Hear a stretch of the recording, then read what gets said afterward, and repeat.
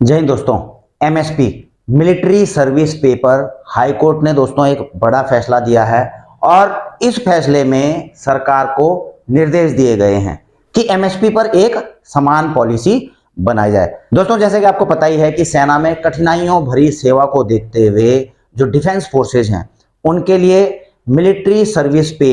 दिया जाता है। सर्विस के दौरान भी दिया जाता है अधिकारियों को, जैसा कि आपको पता ही 15,500 दिया जाता है। जेशो जवानों को जो है 5,200 रुपये दिया जाता है और जब वो रिटायरमेंट आते हैं तो इसका लाभ जो है उनको पेंशन के दौरान भी मिलता है। और दोस्तों जब एक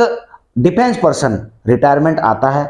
उसके बाद यदि वह कहीं पर री एम्प्लॉय होता है, दोबारा से जो है सरकारी नौकरी पर ज्वाइन करता है, तो आपको दोस्तों इसके बारे में थोड़ा यह बताना चाहूंगा कि जब वह ज्वाइन करता है यानी कि री एम्प्लॉय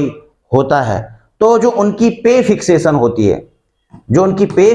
होती है वहां पर उस डिपार्टमेंट में, तो उसमें जो है जब उनका पे फिक्सेशन चल रहा होता है, बेसिक पे जब उनकी काउंट की जाती है तो उनको जो है पे प्रोटेक्शन दिया जाता है। जी हाँ दोस्तों, पे प्रोटेक्शन का मतलब दोस्तों आप समझ रहे होंगे कि सपोज जो है आप सेना में नौकरी कर रहे थे, आपकी बेसिक सैलरी वहां पर जो है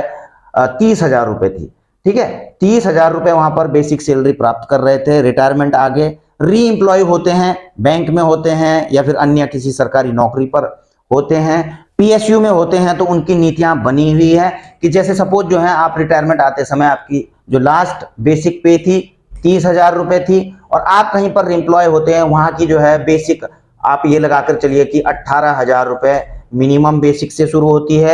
और यह जो है 35,000 रुपए तक यह मिनिमम और मैक्सिमम रहती है। तो वहां पर जो है पे प्रोटेक्शन दिया जाता है कि ये जो लास्ट बेसिक पे थी उनकी, तो लास्ट पे पर उनको पे प्रोटेक्शन मिलता है, तो उनको 18,000 की कैटेगरी में नहीं रखा जाएगा, उनकी ये वाली पेंशन जो है, ये वाली सैलरी जो है प्रोटेक्ट की जाएगी। अब ऐसे में क्या होता है आपको पता ही है दोस्तों, जैसा कि मैंने आपको बताया कि मिलिट्री सर्विस पे का फायदा आपको सर्विस के दौरान भी मिलता है और रिटायरमेंट के बाद भी मिलता है पेंशन पर। लेकिन जब यह पे प्रोटेक्शन दिया जाता है, पे फिक्सेशन किया जाता है डिपार्टमेंट्स में, पीएसयूज में या अन्य सरकारी संस्थानों में, तो वहां पर आपकी जो है मिलिट्री सर्विस पे काउंट नहीं की जाती है। आपकी बेसिक तो काउंट की जाती है ग्रेड पे, लेकिन जो है आपका जो मिलिट्री सर्विस पे है तो कई जगह जो है इसको काउंट नहीं करते हैं, जिसकी वजह से जो है इनके पे प्रोटेक्शन में, क्योंकि अगर जो है मिलिट्री सर्विस पे को काउंट करेंगे तो दोस्तों आप खुद ही समझ लीजिए कि यहां पर जो है 30 की जगह 35,200 हो जाएगा एक जेशो जवान का, जिससे यहां पर भी जो है उनको मैक्सिमम पे लेवल पर उनको फिक्स करना पड़ जाएगा। तो इसकी पॉलिसी बनी है और इसी को लेकर दोस्तों जो है कई जो डिफेंस पेशनर्स हैं वो हाई कोर्ट में चले गए, पंजाब और हरियाणा एट चंडीगढ़। तो आप यह देख रहे होंगे दोस्तों 21 अगस्त का जो है डिसीजन है पंजाब एंड हरियाणा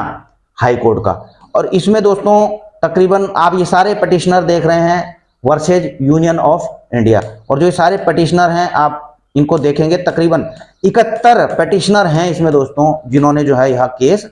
फाइल किया है। आप देख रहे हैं यहाँ पर 71 पटिशनर, और आप देख रहे हैं स्टेट बैंक ऑफ इंडिया जिनकी बैंक में नौकरी लगी है, तो अपने पे प्रोटेक्शन को लेकर के जो है पे फिक्सेशन को लेकर जो है वहां पर गए हैं और वहां से जो है इनको जजमेंट भी मिल गया है। ठीक है, अब जजमेंट क्या मिला है दोस्तों आपको ये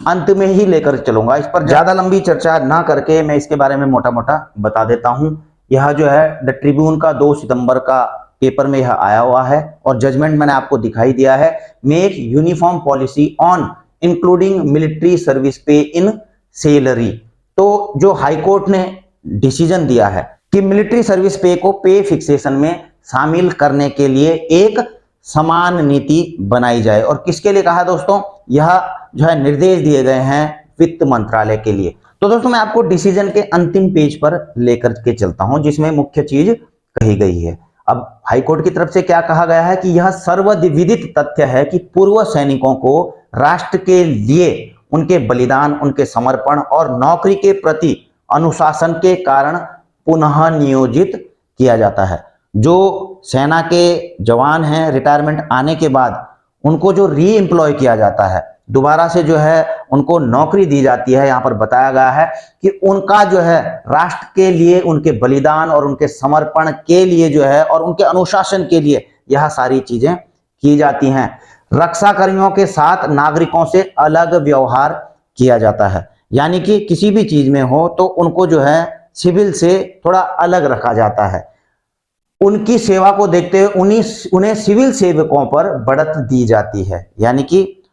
फौज में भी नौकरी करी 20 साल 25 साल, उसके बाद रीएम्प्लॉय हुए तो पहले साल से शुरू से ही जो है तो उनको जो है बढ़त दी जाती है। वहां पर उनकी कैटेगरी में उनको नहीं रखा जाता है, तो उनकी जो सर्विस होती है उसके अकॉर्डिंग उनकी सैलरी रिफिक्सेशन की जाती है। जैसे मैंने आपको पहले बताया था कि अगर बेसिक जो नया भर्ती होगा तो 18,000 जो सिविल वाला होगा, ठीक है, अगर वहां पे जो भी डिपार्टमेंट का न्यूनतम बेसिक होगा। लेकिन जो सेना से रिटायर होगा, जो रीएम्प्लॉय होगा, तो उनका रिफिक्सेशन जो है कहां पर होता है, उनका जो लास्ट पे होती है उनकी वो प्रोटेक्ट की जाती है। तो यहाँ पर जो है उनको जो सिविल के कर्मचारी रहते हैं उनसे जो है बढ़त दी जाती है। अब वित्त मंत्रालय के लिए निर्णय लेने और संपूर्ण मुकदमेबाजी को खत्म करने का समय आ गया है। अब इन्होंने वित्त मंत्रालय को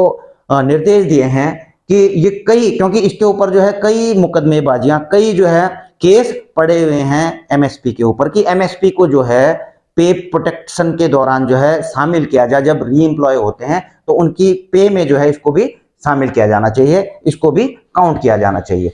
तो जिन्होंने भी इस पर केस डाले हैं तो कोर्ट ने बताया है, वित्त मंत्रालय को निर्देश दिया गया है कि अब वह समय आ चुका है कि आप जो है इस प्रकार की सारी जो भी मुकदमेबाजी है उनको खत्म करें। और उपरोक्त चर्चा के मद्देनजर यह न्यायालय यह निष्कर्ष नहीं निकाल सकता कि याचिकाकर्ता नागरिक संगठनों में पुनः रोजगार पर अपने वेतन में एमएसपी को शामिल करने के हकदार हैं। तो कोर्ट ने बताया कि यह कोर्ट यह डिसाइड नहीं करेगा या यह जजमेंट नहीं दे रहा है, इसका कोई निष्कर्ष नहीं निकाल रहा है कि जो एमएसपी है उसको जो है रीएम्प्लॉयमेंट के दौरान शामिल कर दिया जाए। यह इसको हम निर्णय नहीं दे रहे हैं। हालांकि जो है वित्त मंत्रालय विभिन्न हितधारकों की राय लेने के बाद एक समान नीति बना सकता है और मुद्दे का समाधान निकाल सकता है। तो उन्होंने जो है वित्त मंत्रालय को निर्देश दिए हैं कि अपने जो हितकारक है, विभिन्न हितकारक हैं, स्टेक होल्डर्स हैं, उनके साथ में जो है बातचीत करने के बाद मिलिट्री सर्विस पे को जो है रीएम्प्लॉयमेंट के दौरान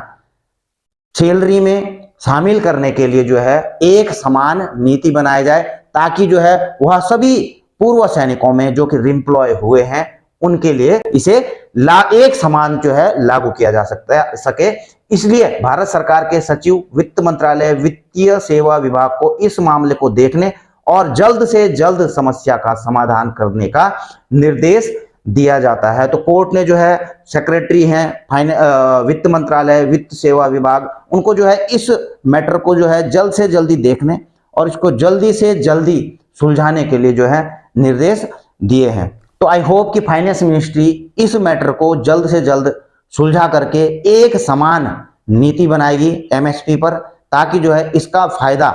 दोबारा से सेवा के दौरान या रीएम्प्लॉयमेंट के दौरान उन सभी पूर्व सैनिकों को मिल सके जो कि किसी भी सरकारी संस्थान में एक्स सर्विसमैन के कोटे पर रीएम्प्लॉय हुए हैं। इसी उम्मीद के साथ अपनी वीडियो यहीं पर समाप्त करते हैं। जल्द मिलेंगे नई वीडियो में नई जानकारी के साथ। जय हिंद, वंदे मातरम।